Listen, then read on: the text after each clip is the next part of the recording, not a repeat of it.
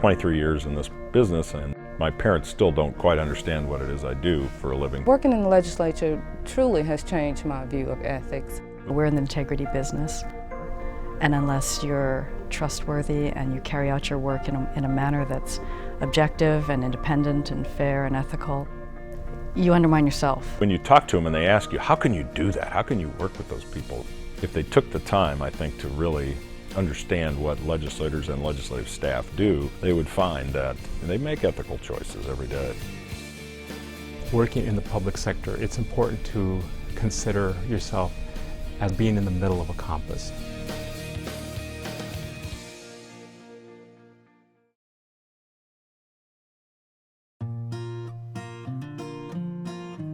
To me, ethics is doing the right thing even when nobody's watching. I define ethics as a system of moral principles.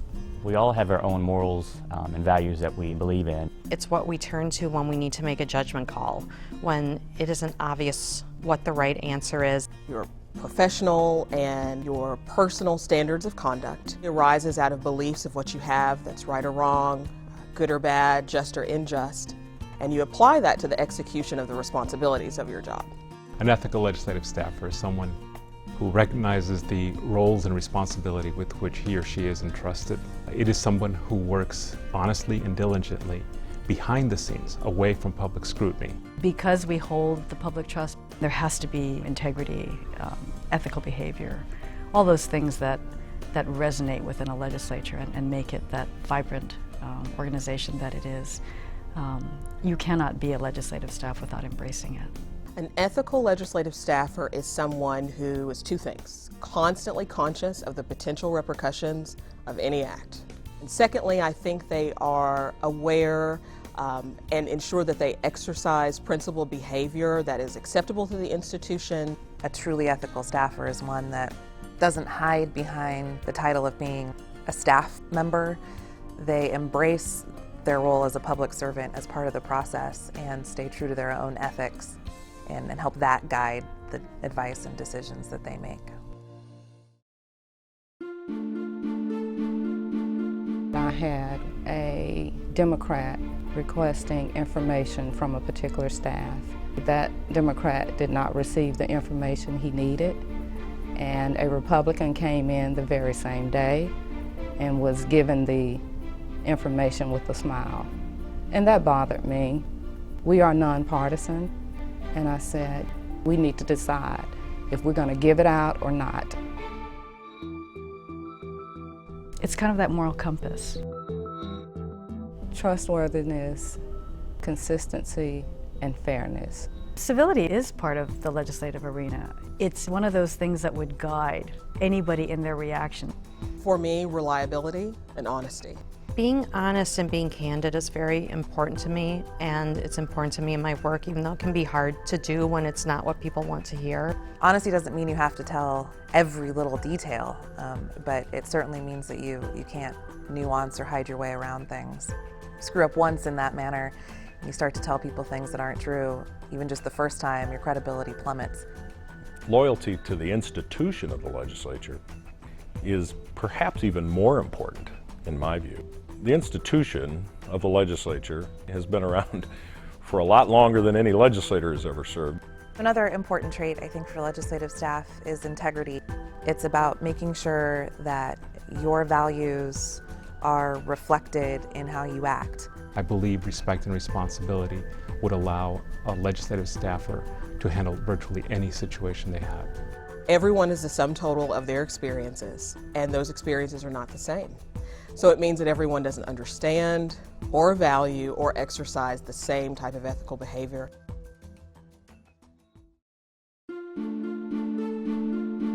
When Oregon realized we had a tied House after the November 2010 election, we wanted a model of co-governance where both parties would be equal in all ways.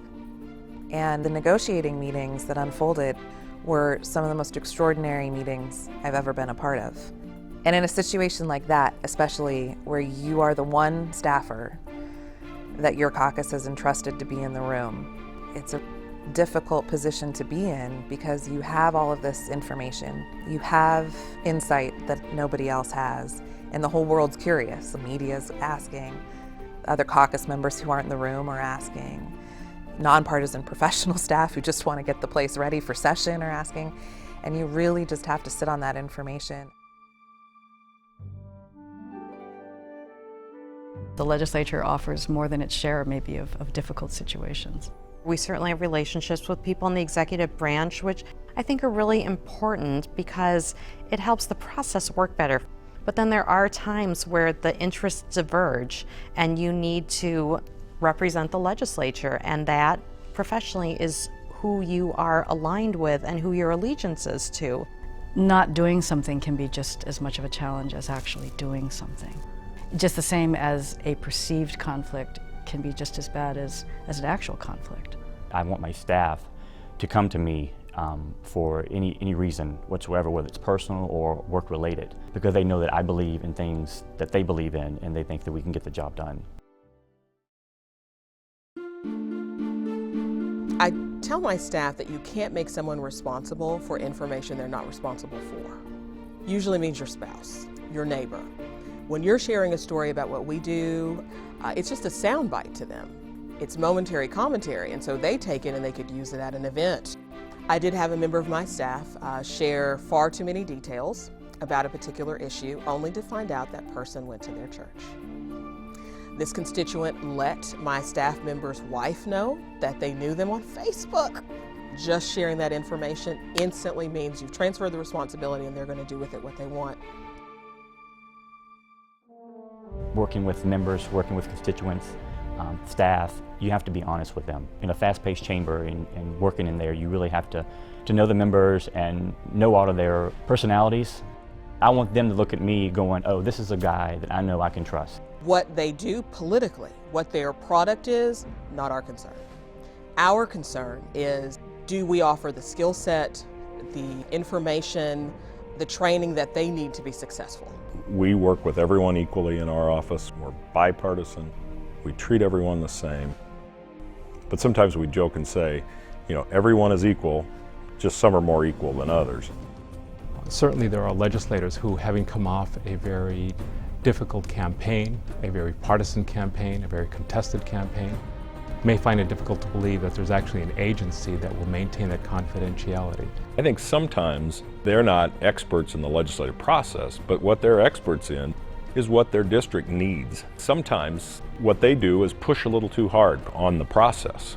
And in a bipartisan role, sometimes we have to advise them, you can't do it that way. Leaders play a key role in setting the environment, setting the ethical tone for their organization. If you have a good series of leaders within the legislative offices, you will have an ethical organization.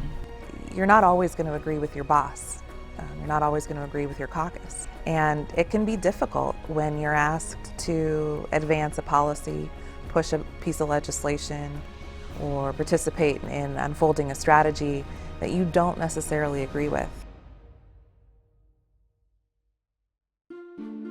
In Wisconsin, the governor introduced legislation, and the legislature tried to pass it very quickly that really decreased the power of unions. That brought on a firestorm of criticism from teachers' unions and other groups, and so the Capitol was just really taken over with protesters. The Senate Democrats decided to leave the state, and that left the Senate without the supermajority it needed to work on a bill that has a fiscal impact. It was difficult for us because we didn't have the answers to a lot of the questions. Arguably, the constitutional provision that the legislators left under was not designed to allow people to leave and bring things to a screeching halt. So we had that balance where you are loyal and you work for individual legislators, but you also represent the institution, and it's harder to know what is in the best interest of the institution when things are that divided. Ethics is one of those things that you should be living and breathing and thinking that way every day, day in, day out. I think at the end of the day, in your career, you can look back and go, hey, I contribute something to the institution, and I can say I did that. I don't care if you're a Democrat or if you're Republican, if you're black, white, or blue. your people. We have to develop trust and honesty just to make the process work. Nothing will get done if you don't have those things. I feel strongly that the staffers are the beginning and the ending of the story. Once a legislator wins an election, we're the first people they meet. We're the heartbeat of their entire tenure there. If staffers embrace that, just how important they are to the perpetuity of the institution, I think it's going to change how governments function and hopefully help change the sentiments that citizens have towards their leaders and towards our government. I think we constantly have these challenges, and that's what ensures that we continue to strive to do better. So I think the challenges are good. The challenges make sure that you are on the right track.